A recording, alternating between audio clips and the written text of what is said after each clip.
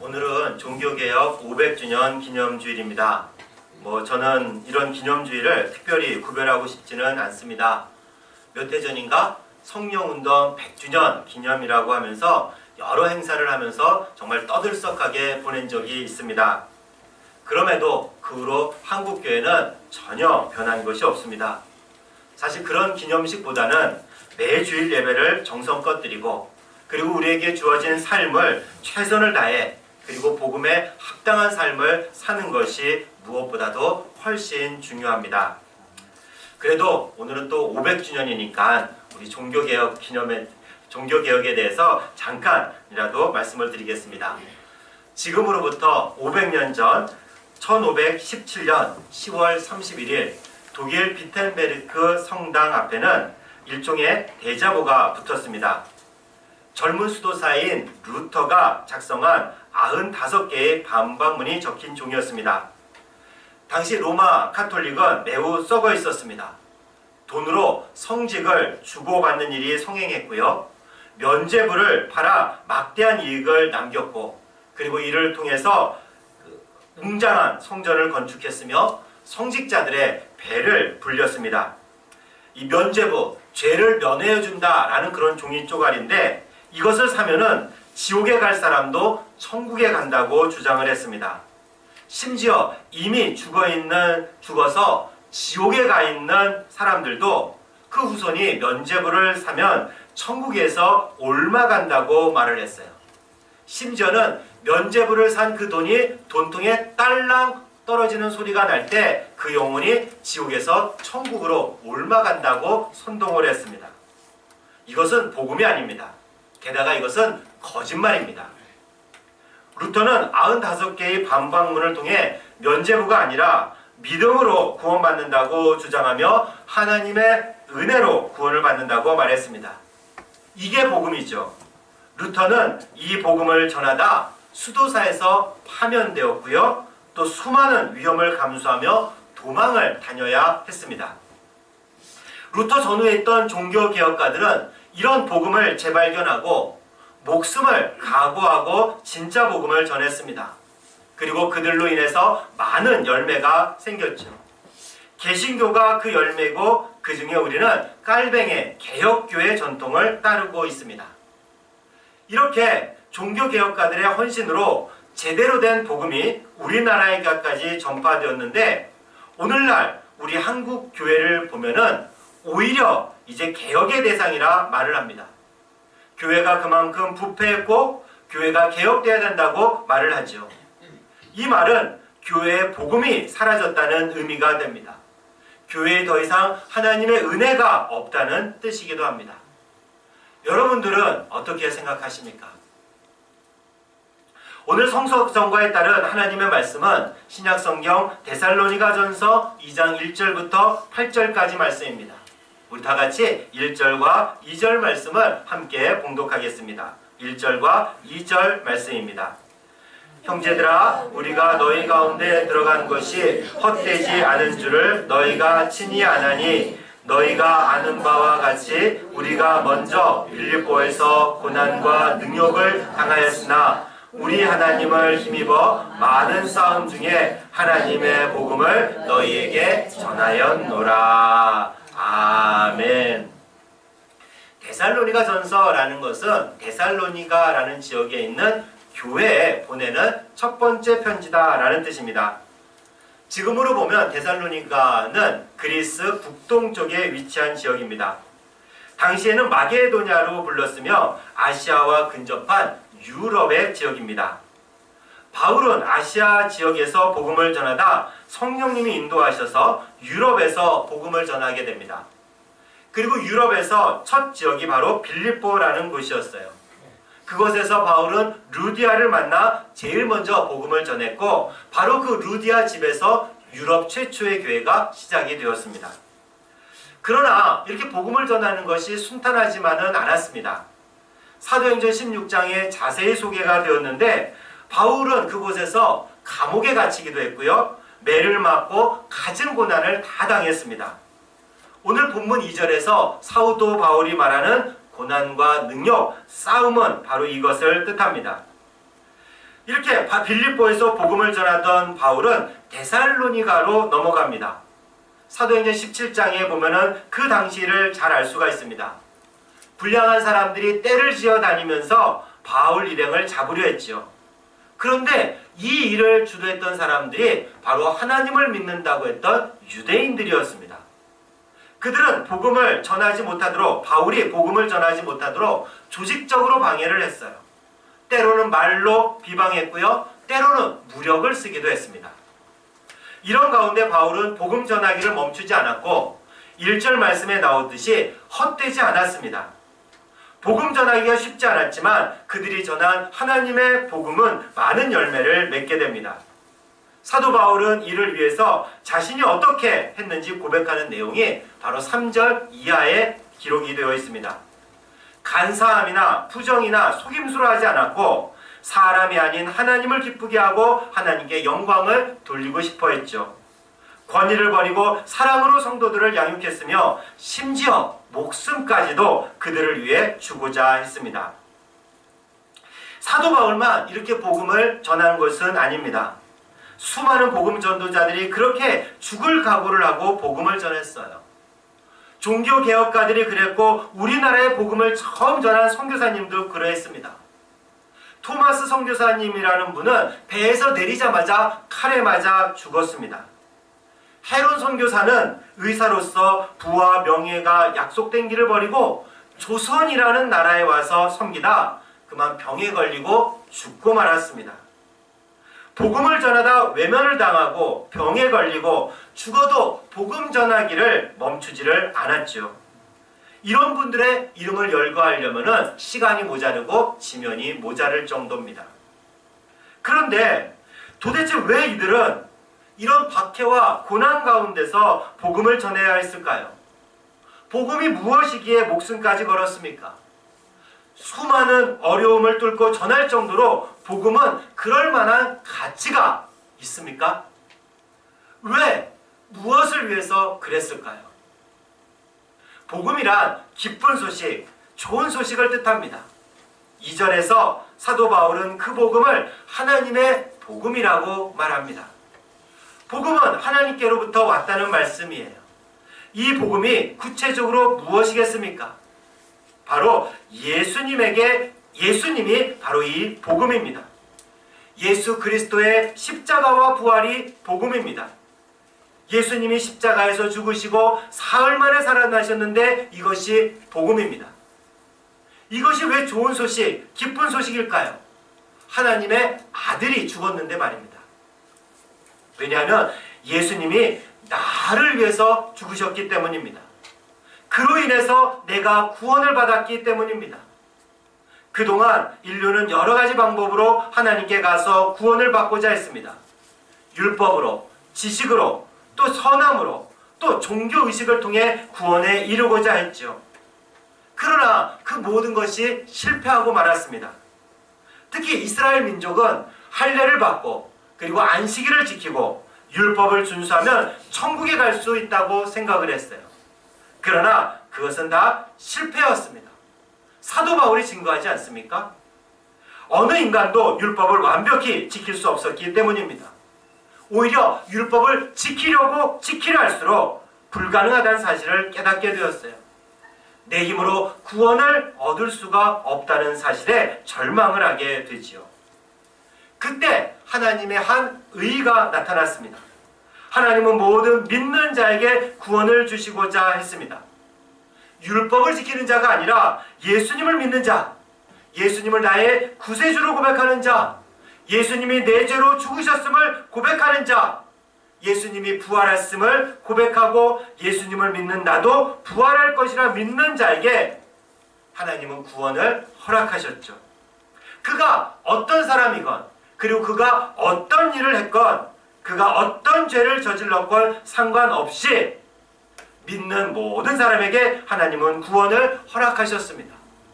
그렇게 이것을 우리가 은혜라고 해요. 단순히 우리 마음에 감동을 받는 것이 은혜가 아니라 하나님께서 거저 나를 구원하셔 주셨다. 그것이 은혜입니다.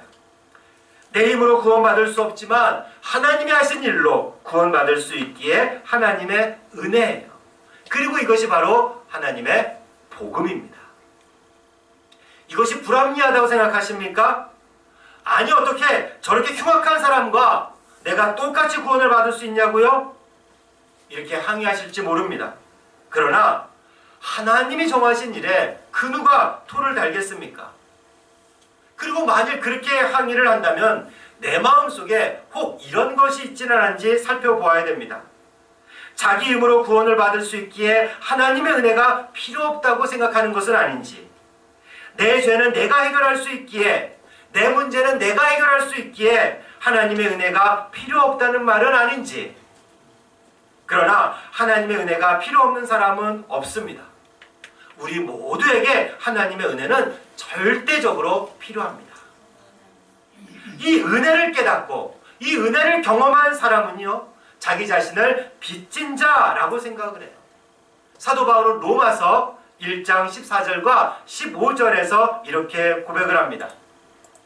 우리 앞에 있는 스크린을 보시면서 로마서 1장 14절과 15절을 함께 봉독하겠습니다. 헬라인이나 자, 우리 같이 로마서 1장 14절 15절 함께 찾아보겠습니다. 우리 성경을 열어서 함께 로마서 1장 14절과 15절을 함께 찾아보겠습니다.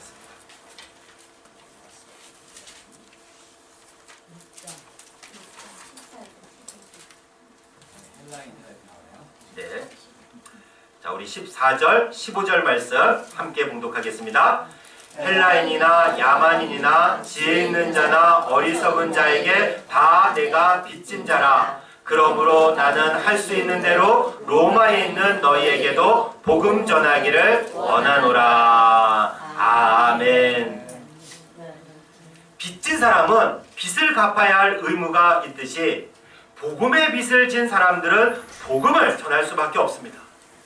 어떤 상황 속에서도 복음을 증거합니다. 하나님의 은혜를 안다면 복음을 선포하는 삶을 살 수밖에 없다는 말씀이에요. 어저께 우리 교회에서 음악회가 있었죠. 기도해 주시고 또 섬겨 주시고 참여해 주셔서 진심으로 감사드립니다.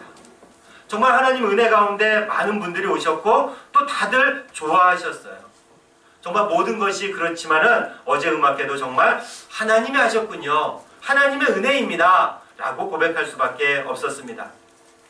어제 악기 하시는 분들과 또 성악하시는 분 6분이 오셨는데요. 그 중에 진행과 피아노를 연주했던 자매만 제가 아는 분입니다. 이 자매도 정말 신앙이 좋고요. 여러모로 참 괜찮고 훌륭한 자매예요. 함께한 모든 분들이 다 그렇습니다.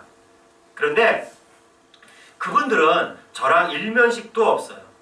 이 동네에 살지도 않습니다. 그런 분들이요, 자기 시간 들이고 자기 돈 쓰면서 오셨습니다. 인천에서 오셨고요, 파주에서 일을 하다 오신 분도 있습니다. 더욱이 재능 기부로 섬겨주셨어요.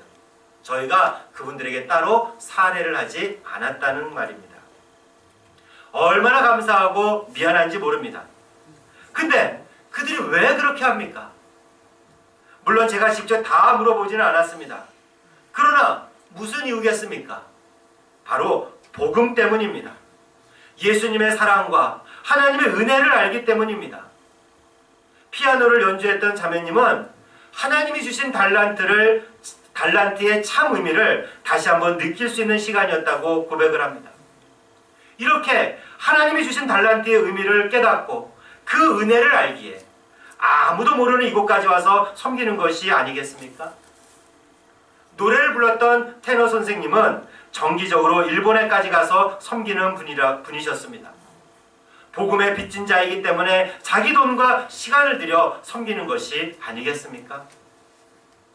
우리 한국교회가 바로 이런 복음 위에 세워진 교회였습니다. 3절과 4절 말씀 우리 함께 봉독하겠습니다. 3절과 4절 말씀입니다.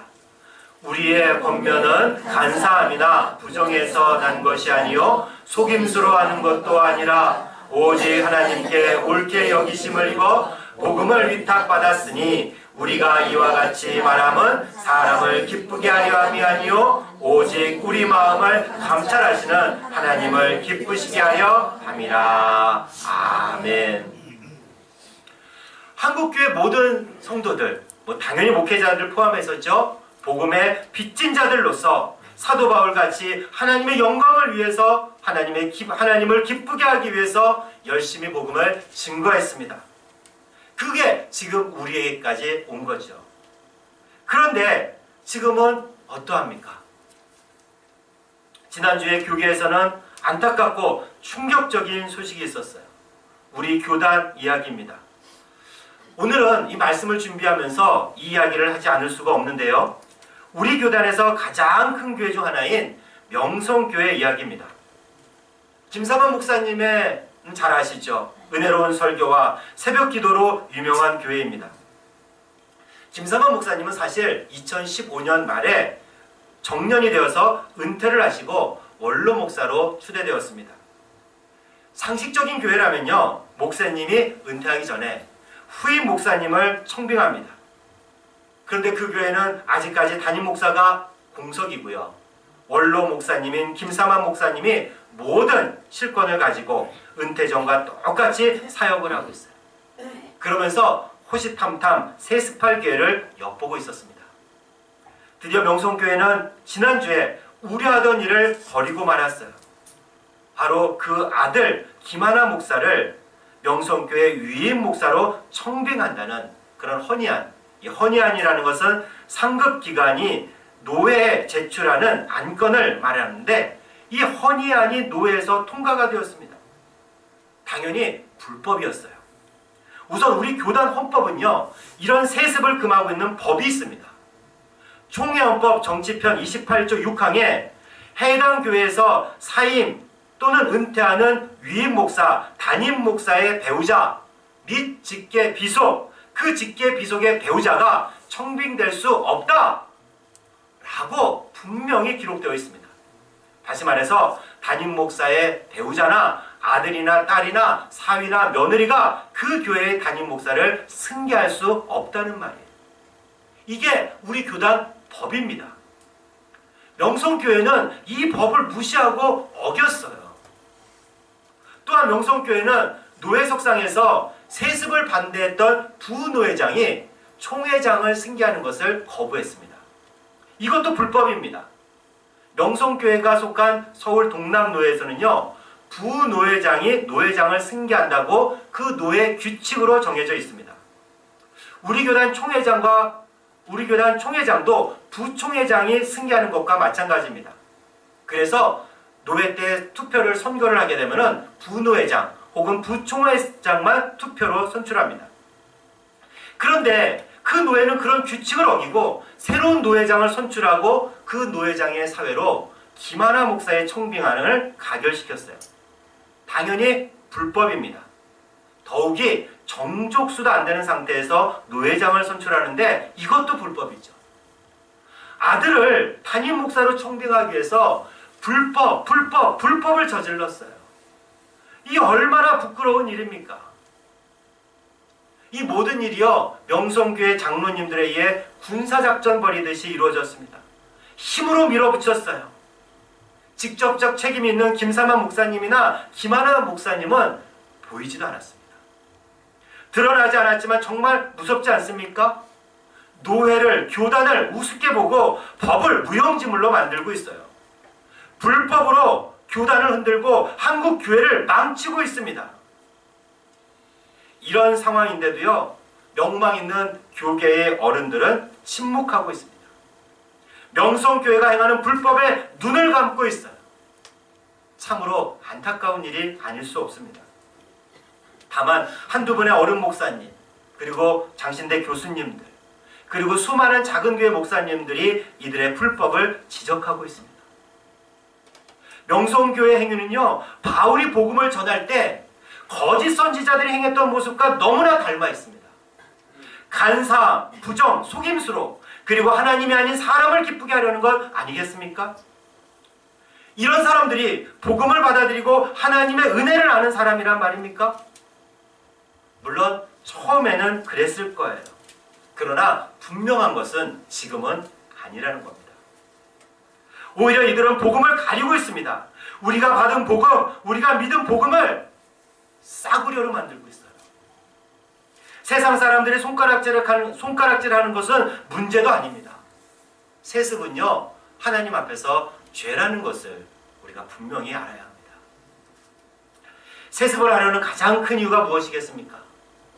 아들이 물려받아야 교회가 안정된다고 말을 합니다. 근데 이 말 자체가 얼마나 큰 어폐입니까? 교회를 이미 사유화했다는 말이고요. 교회의 주인이 사람이라는 자기 고백입니다. 그리고 그 사람은 아무나가 아니에요. 담임 목사고요. 원로 목사고요. 그 목사의 자녀를 말하는 겁니다. 그러나 교회는 특정 개인의 것이 결코 아닙니다. 교회의 주인은 하나님이십니다. 왜 자기가 아니면 안 된다고 생각합니까? 왜 자기 아들이 아니면 교회가 무너진다고 생각을 합니까? 자기나 그 아들만이 그 교회를 책임질 수 있다는 생각은 얼마나 오만한 발상입니까? 새로운 목사님이 와서 무너지는 교회라면 지금까지 그 교회를 이끌어온 원로 목사의 책임이 아닐까요? 설사 무너진다 하더라도 하나님이 주인 되는 교회는 하나님이 책임지지 않겠습니까? 왜 이런 믿음이 없는 겁니까? 또 남의 교회가 세습을 하건 말건 왜 신경 쓰냐? 하고 말들도 합니다. 왜 남의 교회입니까? 교회는요, 사적인 영역이 아니라 공적인 영역입니다. 내 교회 내 것이라 주장해서는 안 돼요. 그래서 내 마음대로 할 수 있다 그렇게 말해서도 안 됩니다.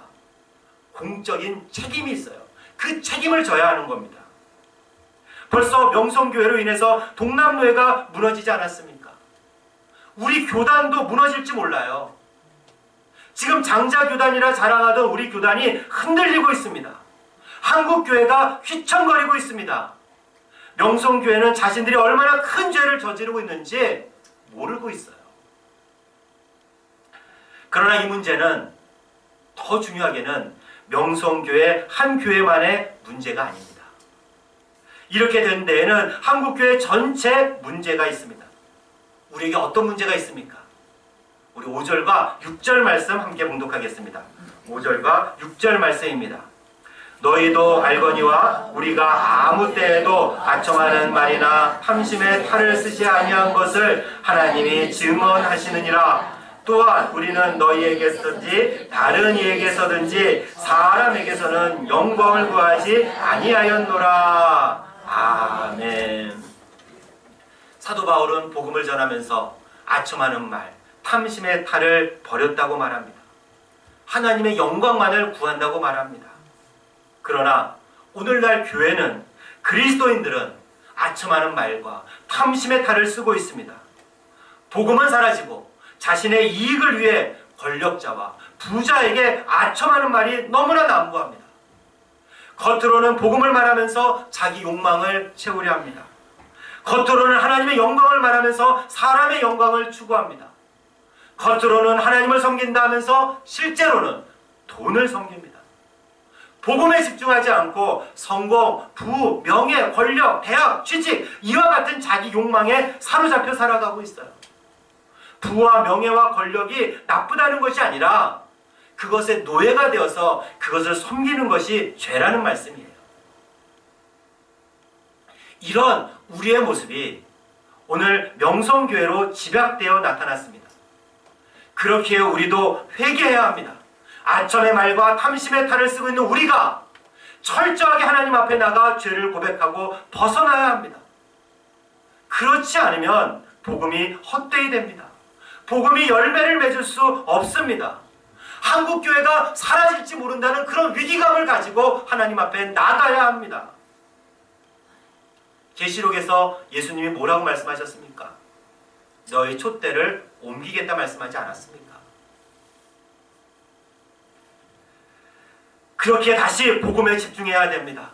종교개혁가가 그래야 했듯이 복음에 집중하고 하나님의 은혜를 깨닫고 경험해야 합니다. 그리고 사도 바울처럼, 종교개혁가처럼 우리에게 복음을 전해준 선교사님들처럼, 그리고 무엇보다 예수님처럼 복음을 증거하며 복음의 삶을 살아가야 합니다. 7절과 8절 말씀, 우리 함께 7절과 8절 말씀 봉독하겠습니다.